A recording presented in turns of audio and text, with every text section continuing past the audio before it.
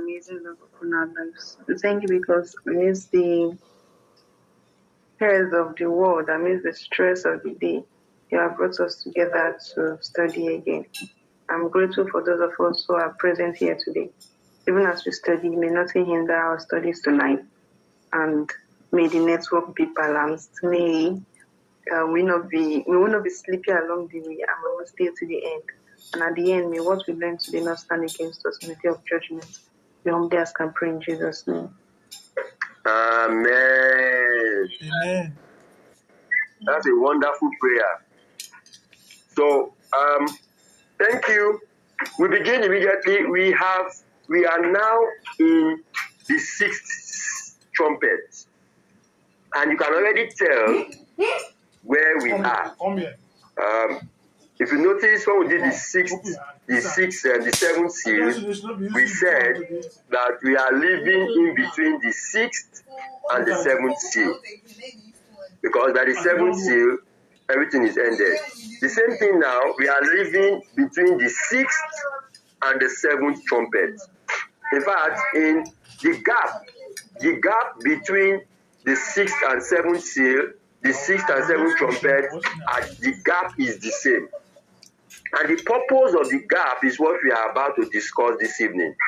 Because under the 6th trumpet, there are 2 gatherings. We established that on Monday. There are 2 gatherings under the 6th trumpet. While the devil is gathering a large army, God too is gathering. So while the devil is gathering, God is also gathering under the 6th trumpet in preparation for the 7th trumpet. So remember, under the 6th seal, that's where we see the number 144,000. They were sealed. Now also we will see that under the 6th seal, the devil too numbers his army, an uncountable army. And so today we are going to study chapter 10 of Revelation and see how God started gathering his people around the time of the 6th trumpet. That's what chapter 10 will reveal to us. How God decided to start gathering his people around the time of the 6th trumpet. That's around the 18th century. Around the 18th, 19th century. God started. That's the timeline we are looking at now. And that is what we are about to see. Okay. So, chapter 10 of Revelation. Hopefully, we'll complete it. Let's see how it goes. Okay, I want to believe Osato is displaying our screen, though I cannot see it. Okay, thank you. I can see it now. I saw still another mighty angel coming down from heaven. Now take note, this is theophany, as I've explained before. God coming in moderated form. Okay, now let's see how we know this is theophany. I saw still another mighty. So the still telling us that it is still under the 6th trumpet. To really prove that point. I saw still another angel coming down from heaven, clothed with a cloud, and a rainbow was on his head. His face was like the sun, and his feet like pillars of fire. So you can see this description of this mighty angel. Take note, in this sense now, we can tell that this is not anthropomorphism. Instead, we are looking at the type of theophany is actually celestial. But now it's not just referring to a created being as an angel. Instead, we are referring to Christ in actual sense. Because the description we see here is suggestive of the fact that we are referring to Christ. So the mighty angel was coming down from heaven, clothed with a cloud, and a rainbow was on his head. His face was like the sun, and his feet like pillars of fire. Hello, can you still hear me? Everything here, don't copy and you come here. Hello? You go sit there. Yes, we can hear you, sir. Okay. So, verse 2. He had a little book open in his hand. So you can do that. Now, this is where we want to connect the dots. Verse 2. He had a little book open in his hand, and he set his right foot on the sea and his left foot on the land. So you will notice here a little book.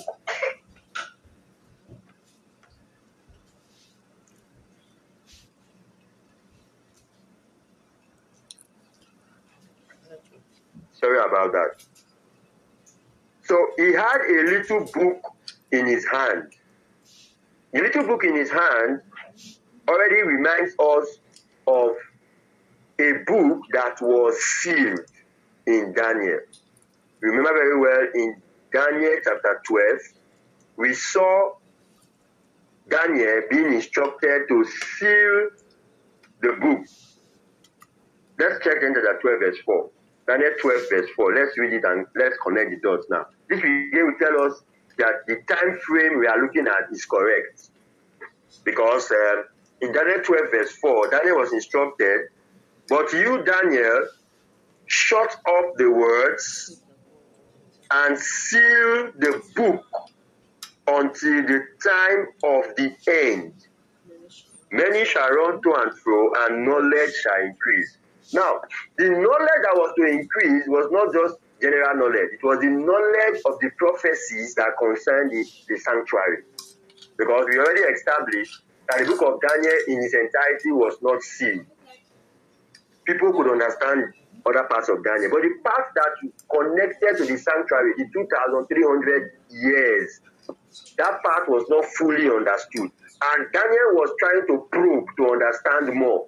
But God told him, it's not for your time. To seal this book until the time of the end. At that time of the end, the knowledge of the prophecy of this book, of this part of the book, the sanctuary and all of it, will increase. And it will increase at the time of the end.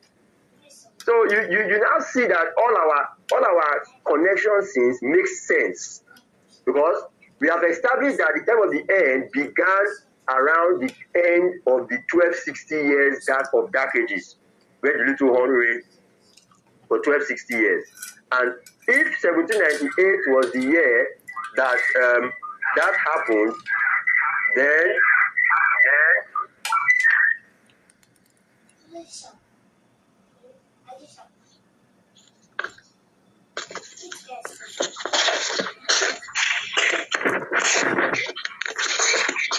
okay. Can you hear me now? Hello? Yes, I can hear you. Yes, sir. Okay, my wife has taking her device. So let me make do with my own. Finally, it has connected. Thank you. So, I was trying to explain the dots connecting Daniel with Revelation chapter 10. Chapter 10 is crucial. Because in chapter 10, we see a little book. And the Bible tells us there that the little book has been opened. Now, follow the English. The language used in chapter 10 is suggestive of the fact that that little book has been opened. The language used in chapter 10 suggests that the little book has been opened. So a little book opened in his hand. So the book was not just opening at the time. It had already been opened. And so the knowledge was gradually increasing around this time. Now follow very closely, because the time this is happening is crucial. The book has been opened. And we said, Daniel said, knowledge shall increase at the time of the end. From the book of Daniel, the time of the end connects with when the papacy will receive a deadly wound. And that was around 1798. So if this prophecy is saying a little book had been opened, certainly it is beyond 1798. What we are looking at now in chapter 10 is looking at it from a historicist point of view, is certainly beyond 1798 because the little book has been opened. I don't know whether we are getting it. Please, I want us to be very sure of this because it's important we get this point as it will help us understand what God is doing to counteract every satanic plan. God has started doing something, and what he's doing is gaining weight, gaining traffic, gaining ascendancy, so that nobody will have excuse when finally he or she is lost. God is not to blame if finally one gets lost. If finally I am lost, God is not to blame. And so verse 2 already tells us the timeline. The little book was opened, and this mighty angel set his right foot on the sea and his left foot on the land. Now the sea and land already connotes the universe because the word is made up of sea and land. Sea and land. So that the angel set his foot on the sea and the land shows that he is in charge. He is the creator. Now take note, setting your foot shows ownership. We have explained this before, so I shouldn't go over it again. Setting your foot somewhere shows ownership. God told Abraham, everywhere your feet will tread shall be yours. So setting your foot in Bible terms shows ownership. So this means this again proves that it certainly is not an angel, an ordinary angel, because an ordinary angel, a created being, cannot claim ownership of the world, the sea and the land.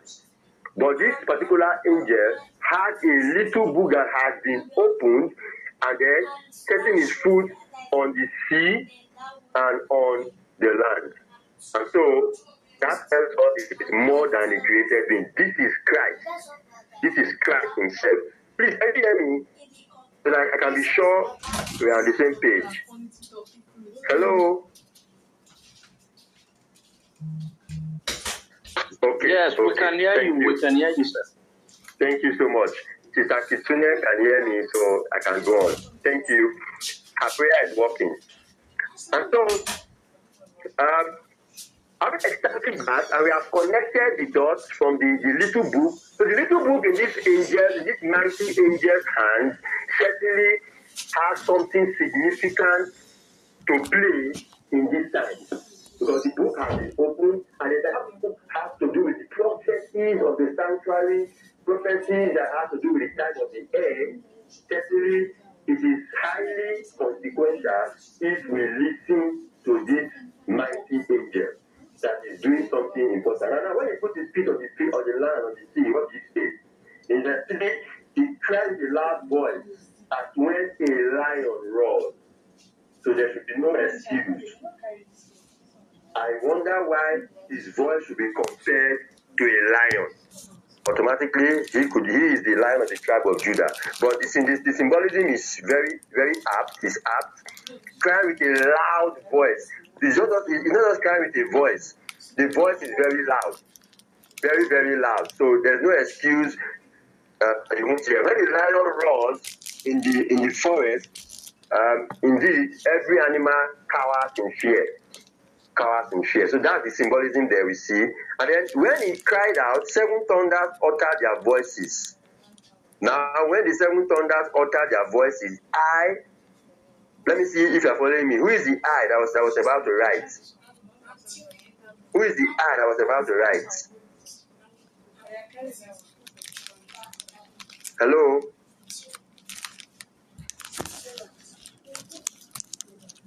The 7 thunders uttered their voices. John, the book of Revelation. So now, this means John was literally partaking in this vision. this vision now, we see John as if he's there, present. And that's why I am using the word vicariously, meaning he is seen as if he is partaking of it, representing the whole humanity. And that's why you see this interaction in this vision. So when the seven thunders uttered their voices, I was about to write John, but I heard the voice of heaven saying to me, seal up the things which the seven thunders uttered, and do not write them. Do not write them. Now, watch. Why would the angel tell John not to write what the seven thunders said? Notice something as we continue, very surprising. It will tell us something as we continue, that this thing the seven thunders said will finally be unveiled, but not at that time. So let's continue. Interesting vision we are reading this evening. We are studying. The angel whom I saw standing on the sea and on the land raised up his hand to heaven and swore by him who lives forever and ever, who created heaven and the earth, who created heaven and the things that are in it, the earth and the things that are in it, and the sea and the things that are in it, that there should be delay no longer. The Greek word there, this should be, is it KJV? Okay. But you will see that the word there is chronos. There should be time no longer. There should be time no longer. So when this vision is seen, when the seven thunders uttered their voices, around the time the little book was opened, has been opened, it was announced. Look at the sequence. Who created heaven and the things in it, the earth and the things in it, and the sea and the things in it. This sequence is highly important. We will come back to this sequence. Heaven, earth, sea. Highly important. So this shows universality and this shows ownership. There's something we come back to when we see it again. And I will remind us, we will not see it today, but when we see it in our future study of Revelation, I will point it out. So it's important we note that. But my emphasis is there should be time no longer. What is this mighty angel announced? There should be time no longer. What time is he referring to? What time do we think he is referring to? Yes? What time do we think he is referring to? Having connected it with the little book that has been opened in Daniel. So what time is he referring to?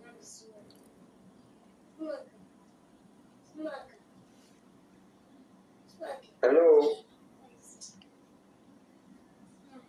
If we can get this answer, that means In time of it, we have already okay, time of the end. Beautiful. Yes, that is part of the answer. Any other one? Any other answer? Okay. I know when my class is starting like this. Probation to know. Now the reference to time already suggests that it is time-bound prophecy. It is a time-bound prophecy. And the only prophecy that was not yet understood in Daniel, by Daniel, that the angel told him to seal until the time of the end, certainly was the 2,300 years prophecy, the longest time prophecy. That was the only prophecy in Daniel that was not fully understood by him. And he was told to seal it until the time of the end. And so now, this mighty angel is announcing that after this particular time, that he has this little book that has been opened in his hand, seven thunders has uttered certain things. And then he is putting his feet now claiming ownership of the world as he has always done, that there will be time no longer. Meaning prophecy, time-based prophecy ended around this time. And so after that time, as we will soon notice the time, at the end of the 2,300 days prophecy, there will be no more prophecy as relates to time. This one is a stylish way of God saving us from all of the so-called prophetic utterances today. God is already saving us from all of the prophetic utterances today as we see them happening in our world. Because we already know there that if time ended at the expiration of 2,300 years, then no more time prophecy. How do I know if you read the 2,300 years? I've explained already. Number one, the Greek word for time there is chronos. And in context, if it's related to the little book that was opened, the little book that was sealed in Daniel was the prophecy that related to the sanctuary on 2,300 days. That was the one Daniel was trying to understand that was sealed. And now this angel is saying he had already opened it before now, and he's saying that the time all of these things would have been happening, there would be time, there would be chronos no longer. So the time being referred to here is the time of the fulfillment of the 2,300, meaning the activities or what we will see happening in chapter 10 has to do with the fulfillment of the 2,300 days prophecy. The fulfillment. And that is what we see in chapter 10, strictly speaking. If we get it, let me see your favorite emoji. If you get this point I just explained, let me be very sure before I move on. Because this is a critical point. If you get it, let me see for as many that will show me that they've got it. Nobody is even showing anything. That means nobody got it. Is that what it means? Okay. Well, I will finish and then maybe when questions come, we will get it more. But I'm trying to help us connect Revelation and Daniel.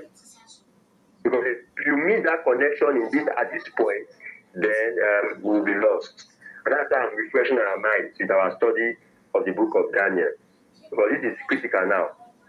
So the time prophecy being referred to here is prophecies that connect the 2,300 years. And so there should be time no longer. Verse 7. But in the days of the sounding of the seventh angel, when he is about to sound, the mystery of God would be finished, as he declared to his servants, the prophets. Now follow very well. In the days of the sounding of the seventh angel, when he is about to sound, when the seventh angel, in the days of the sounding of the seventh angel, when he is about to sound, the seventh angel now, the mystery of God would be finished. Meaning, before the sounding of the seventh angel, the mystery of God would have been finished. Now the question is, what is the mystery of God? What is the mystery of God? Certainly, we can tell from the Bible that the mystery of God is the gospel. The gospel that has been kept and has been revealed to us in these times. You know, Paul in his letters would refer to the mystery of God as the gospel of salvation. So, by the time the seventh angel sounds, probation has closed. The mystery of God is finished. Meaning, by that time, the gospel will no longer save anybody. Now, this point is critical too, as it fights against people who believe in second chance theory, rapture theory, and all of the theories, second chance theory, and the rest. This point already tells you that when the seventh angel sounds, the gospel would have been finished. Meaning, every decision would have been completed, every decision would have been made here on earth for eternity. So nothing like second chance. Because it is because the mystery of God is still sounding, that is why the seventh angel has not sounded. And that is why you can even see that in chapter 10, there is something going to happen prophetically that we continue to build up till the seventh angel sounds. And that's why I said earlier that we are living in between the sixth and the seventh trumpet. By the time the seventh trumpet sounds, everything is over. The mystery of God is finished. Okay? And so that's why when the seventh thunder uttered something, John was told not to write. Because very soon that mystery that he did not write will be expanded more as the time prophecies begin to fulfill, and then people would accept. When they reject it and the ministry of God is finished, then the seventh angel will sound. And that is why now is the day of salvation. We will stress this on Monday. It's becoming clearer. God is opening a large period of grace. God has opened an extended period of grace for everyone to catch on and take the necessary steps to repent. When we miss it now, don't expect a second chance. That's a delusion from Satan. Don't expect selfish rapture. That's another delusion from Satan. If you miss it now, you have missed it for eternity. And so let's move on. Verse 8 says, then the voice which I heard from heaven spoke to me again and said, go, take the little book which is open in the hand of the angel who stands on the sea and on the earth. So John is acting vicariously on behalf of humanity in this vision. So John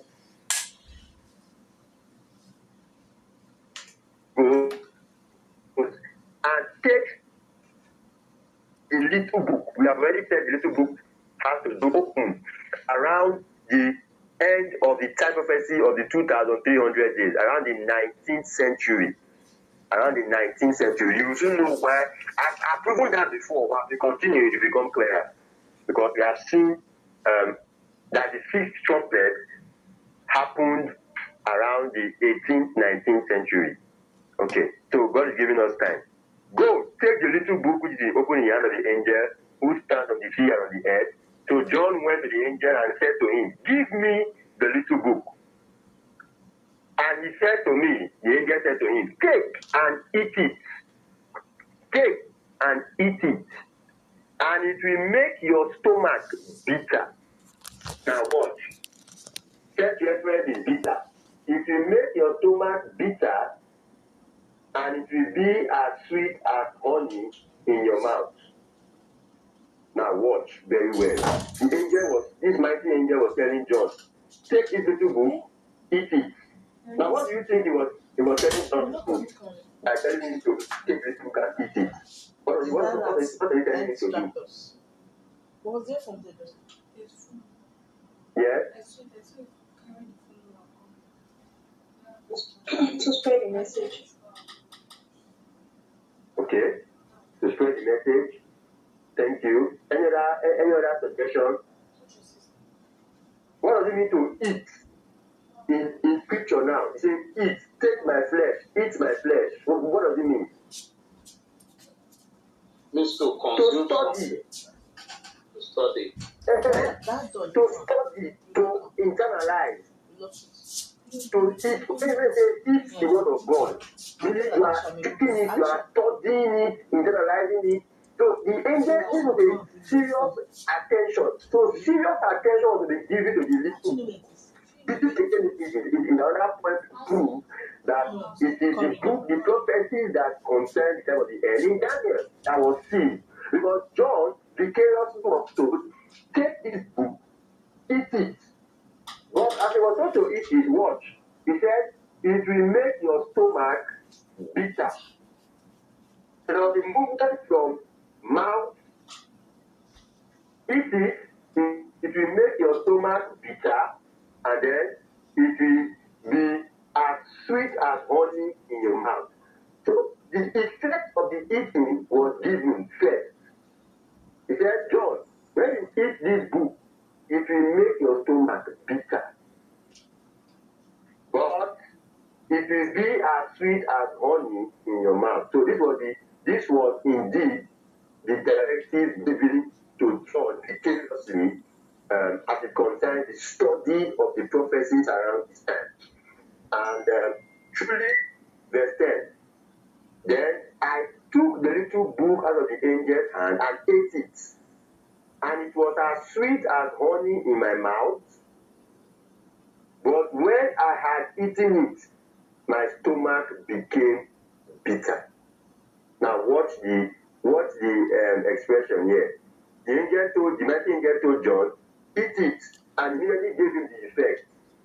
When you eat this book, it will be bitter in your stomach, but it will be sweet in your mouth. So John accepted, and then he truly ate it, and he confirmed it was sweet in his mouth, and then it became bitter in it. So we have bitter, sweet, sweet, bitter. Bitter, sweet, sweet, bitter. From what we have seen here in verse 9, we have bitter, sweet. And then in verse 10, we have sweet, bitter. Okay? And so this was a sweet, bitter experience based on studying the prophecies of the little book. Internalizing, proclaiming all of these prophecies was a sweet, bitter experience. This we already know. This is an oxymoron where you just oppose two parallel things, opposed ideas. You just oppose them side by side. It's an oxymoron. So you already see sweet, bitter experience that will come as a result of eating the little book, the prophecies. And so if you follow very well the 2,300 days prophecy, if you follow very well, and history now, this is where we now follow the historicist method, where we see God being involved in the affairs of men at all times without a break. God has been involved. So we check history now. When around the 19th century did we get a sweet, bitter experience that came as a result of studying the prophecies of Daniel? Even Google can help us in this. Even Google can help us. Because the prophecy is already giving us an idea that around the time of the 19th century, there will be an experience that will be sweet, bitter, caused by an investigation of the prophecies of the book of Daniel as it concerns the 2,300 years prophecy. There will be a sweet, bitter experience around that time. So we can even just ask, anyhow we want to ask the question, let's see what pops out. Because history has this already for us. So let's ask what sweet, bitter experience, happened around the 19th century, as it concerns the prophecy of Daniel. Thank you so much, Osato. So let's see what comes out of this. It's straightforward. It's not something that is hidden. It's common knowledge. So let's see.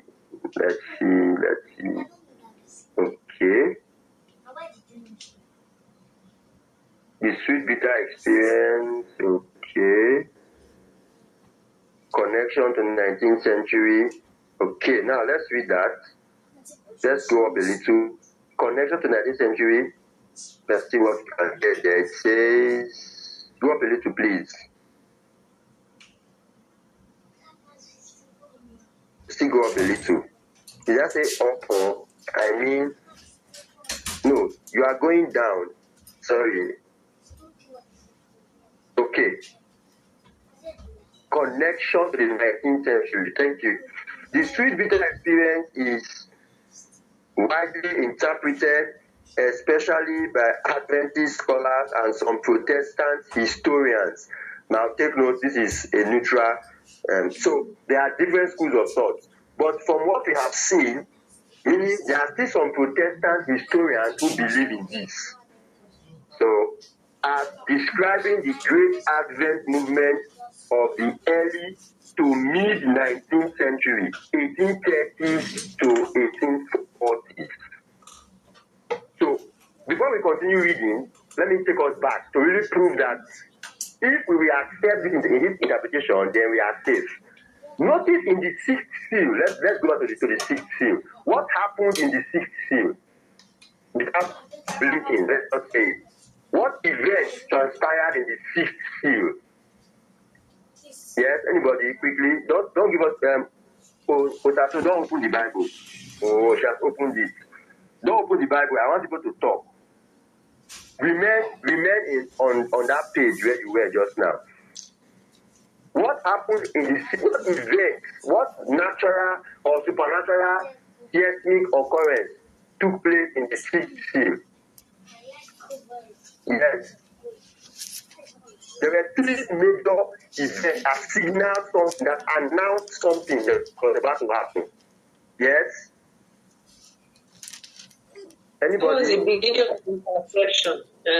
Beginning of intercession, ancestry prayers of the saints.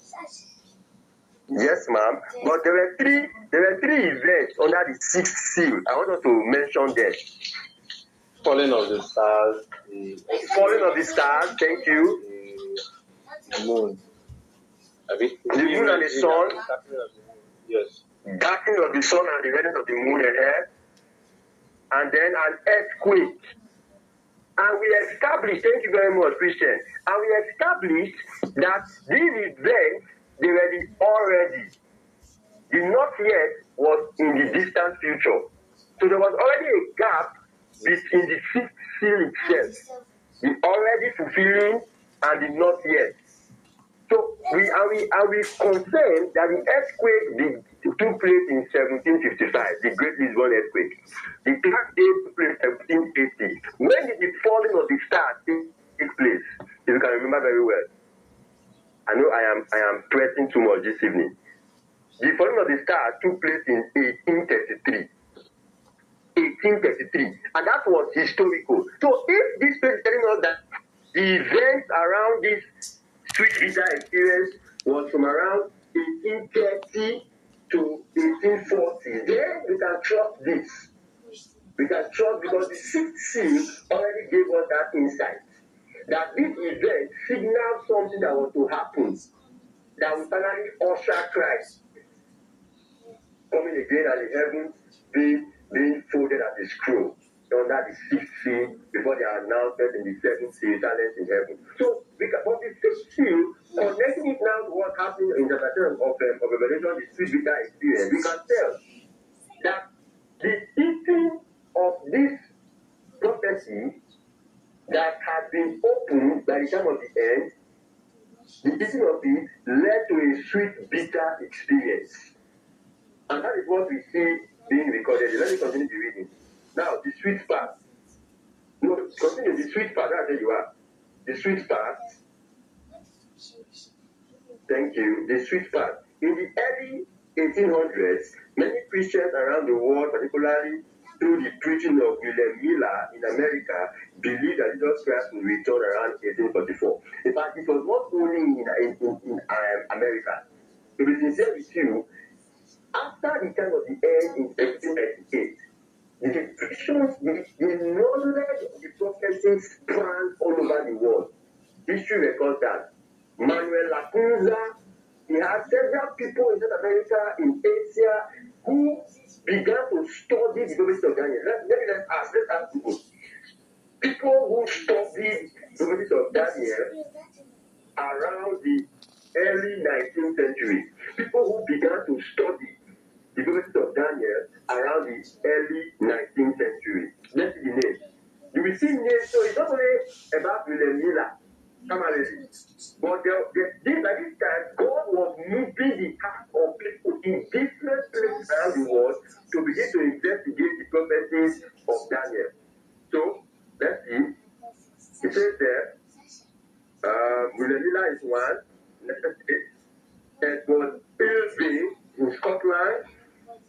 Johann Albrecht Bengel in Germany, Louis Kotzin in Switzerland. We will see in Sweden, we will also see Manuel Lacunza, that was a Jesuit priest that began to study. So you could go, thank you, Manuel Lacunza, a Jesuit priest, thank you, is there in Spain. And so these people began to study. So you could not only with Miller. That's why I'm showing us common knowledge now. The knowledge of the prophets of Daniel that this angel said had been opened at that time. People began to study. God was moving, and they knew something significant was about to happen. But now, why America? Why America? That is the point. So you will notice that America at this point in time is significant. Becomes significant because you will see that as we continue in our study, you will see that people fled from Europe during the Dark Ages. They fled Europe, crossed the Atlantic to the New World. They fled the New World where they could have freedom of conscience and freedom of religion. They fled to the New World. And the New World today finally became the United States of America. The Pilgrim Fathers in 1635 fled in the Mayflower boat. We saw all of this as we continue in our historical sense. So it is important to note that America at that point became the hub. And that is why we see that, let's go back to that former one we were reading just now. So you notice there, thank you. You notice there that the fifth part was connected with William Miller. William Miller was born in 1782. 1782, yes, I'm right. Because at 1832, he was 50 years old. Around 1781 or 1782, he was born around that. It will be 1781. William Miller was born around 1781, thereabouts. Because when he began to preach this special message, having studied the Bible back to back for 3 good years, William Miller studied the Bible. His story is so unique. Studied the Bible, for 3 good years, back to back. And when he got to Daniel 8:14, then he said, almost 300 days, as I declared, he began to study and study. We will have all of those historical details when you do your study. And he came to the realization that Christ would come back in 1844, finally. That was the final, after several studies. There's a whole lot to read about this history in America. Just Google it on your own, the Great Awakening.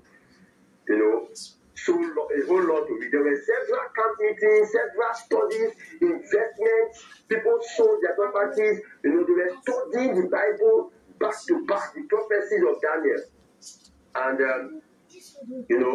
he finally came to see that Christ would come around 1834. This belief was based on their study of the 2000 days prophecy in Daniel 8:14.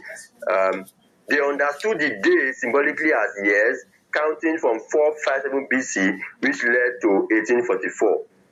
This message brought great news and revival, the sweetness of expecting Christ's return. So when they say day, it was called the Millerite movement. This is the Millerite movement because the Miller spearheaded it. And others joined him.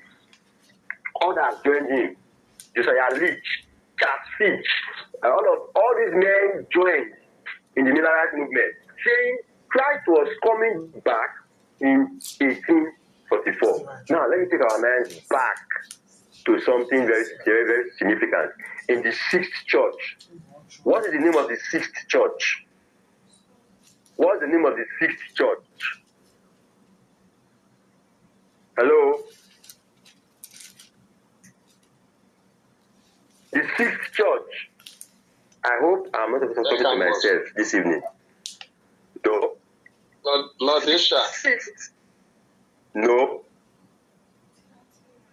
Number 6.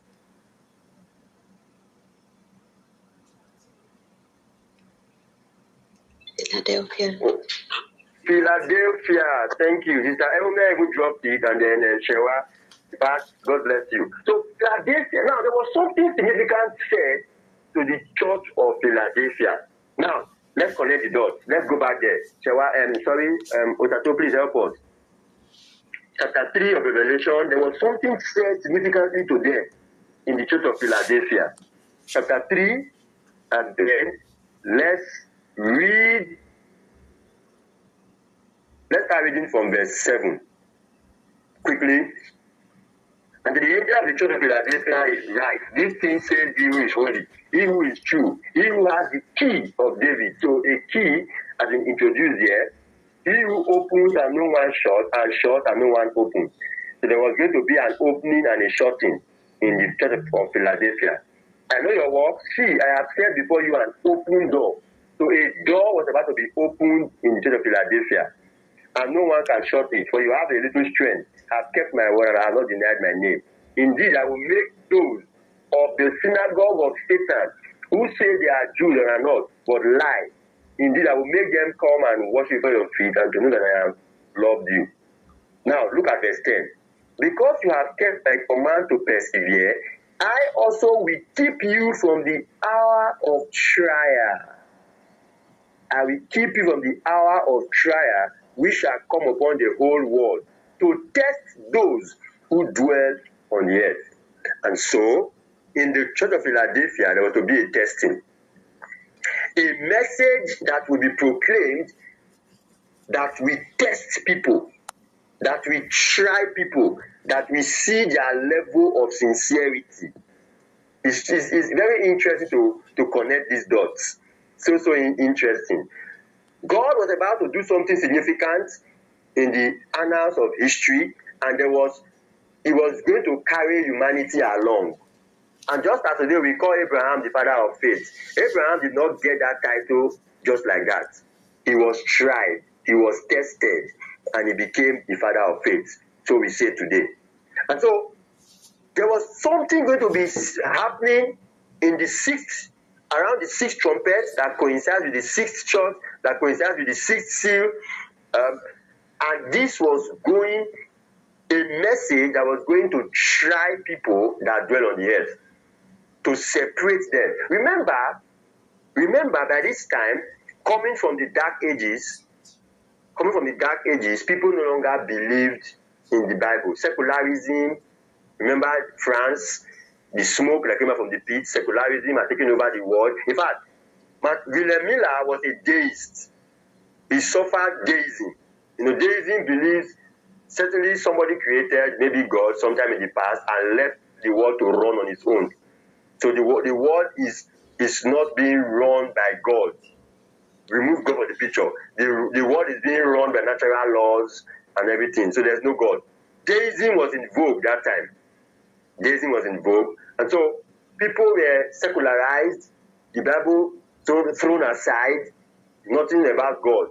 And that was the template of that early 19th century. The Enlightenment and the Age of Reason, Deism and the rest of them, all of these philosophies. But Wilhelm Miller, finally, from his history, got converted. He was a Baptist. He got converted once again, started studying the Bible for 3 years, from 1816 to 1818, and he got convinced that Christ was coming again. And so by 1831, he began to preach these tidings, that Christ is coming again. Jesus is coming again. So waking the people to their consciousness. Christ is coming again. Christ is coming again. Christ is coming again. That was the message. In fact, it was sweet. It was sweet. It's 9:22. So let me anchor this sweet message here so that next week we will continue this sweet message if we agree. Thank you very much.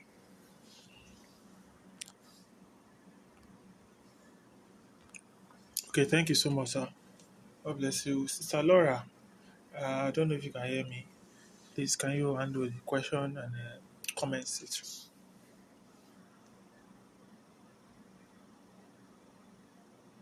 Okay. Good evening, everyone. Good evening. Yes, sir. Okay, let's start with Sister Adeshewa. Please, can you tell us what you learned or if you have any question?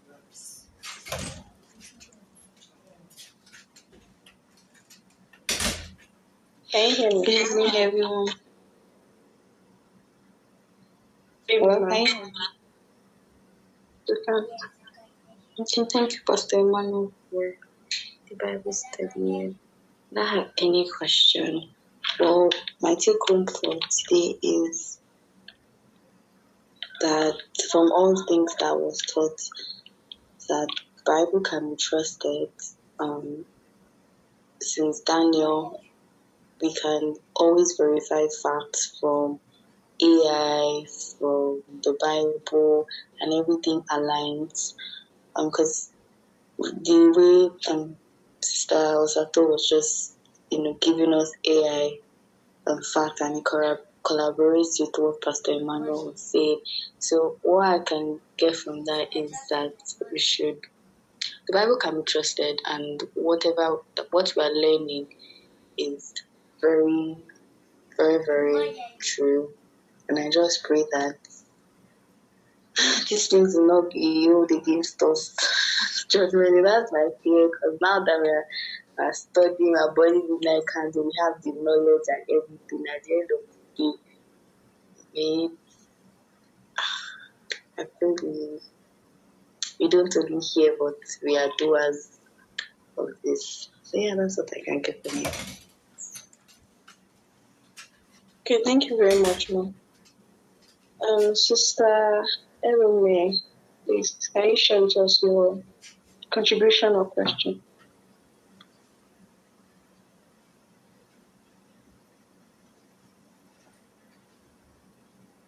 Ma'am, I don't think we can hear you. No, she can hear you. God has answered our prayer. Sister Kisune, can you hear us?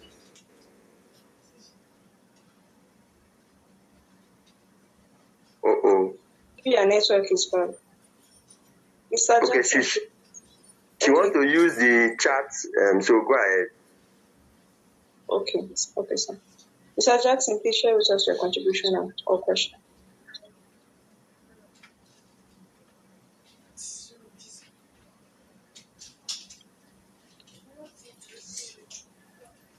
Okay, yes, we can hear you. Okay, sorry. But I've been saying many things since.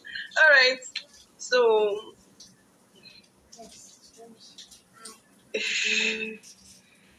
today's own was, although I've been following for ages, but at least I was glad I was able to stay from the beginning. Small break during the middle, but I'm here at the end.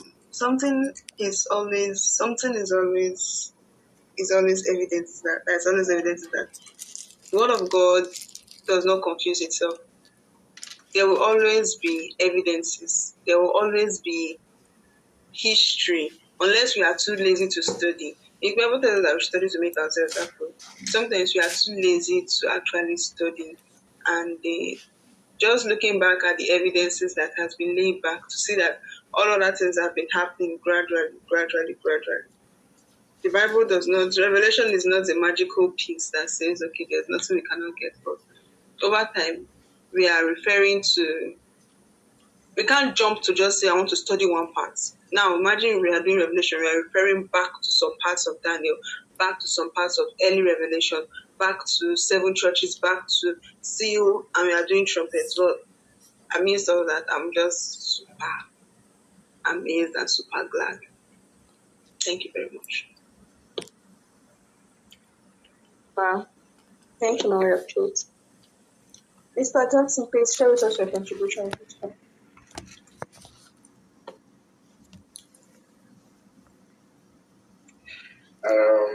Good evening, family. Good evening, Pastor.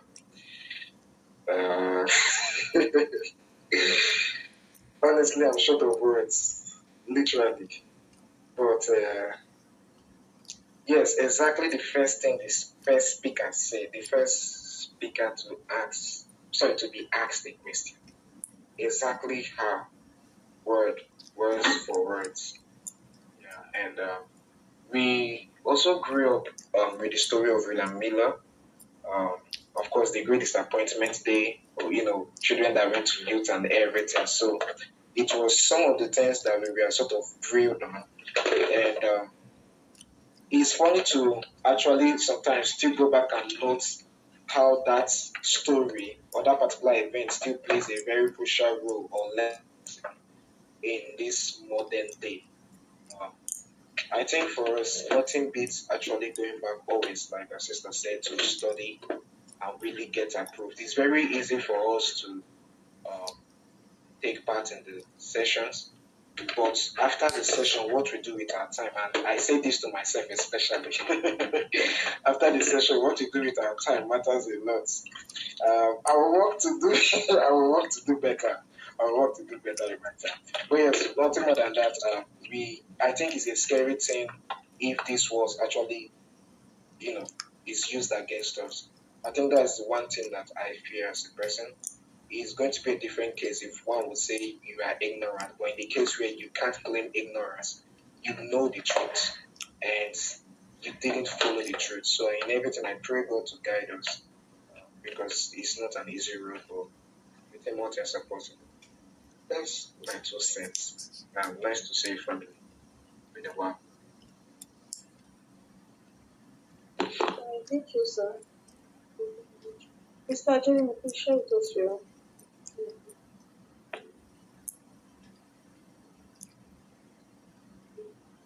Using our student passport, never been considering and I really enjoyed the person, enjoyed everything, and just as the previous speaker said, yeah, I like the way I like the way that is connected. How we can actually draw influences from the Old Testament, add it to Revelation, we do reference from the little books on internet service for connected it to Revelation chapter 10. We do reference for the 7 churches down to the 7th sea and even to the 7th kingdom. So just so that if we study our Bible, a little here, a little there, we get proper understanding on the Word of God. Thank you. Thank you, sir. Mr. Moon, please share with us question of the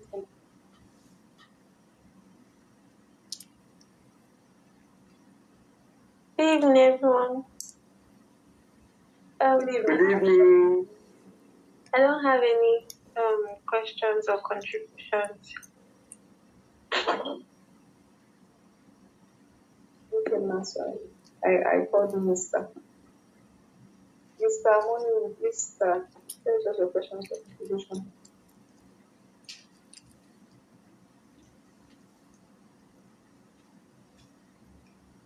Can you hear me, sir?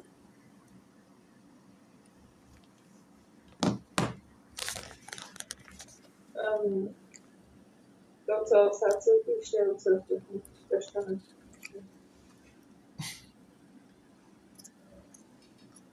Good evening, everyone. I think everybody has said.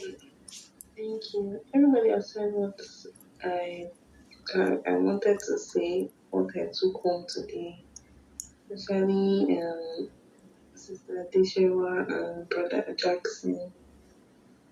Just pray that everything that we're learning here will not be used against us, and the little that we can do to share it to the people around us and also to study more. But I know that at the end of the day, God is a loving God. He will not want to use anything against us. So we can have hope and faith in that. That's my take home for today. Thank you. Mr. Sunday, sir, please change the document.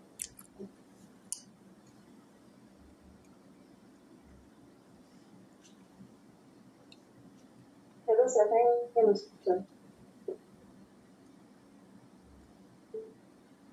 Mr. Terry, please can you share with us your question contribution with you?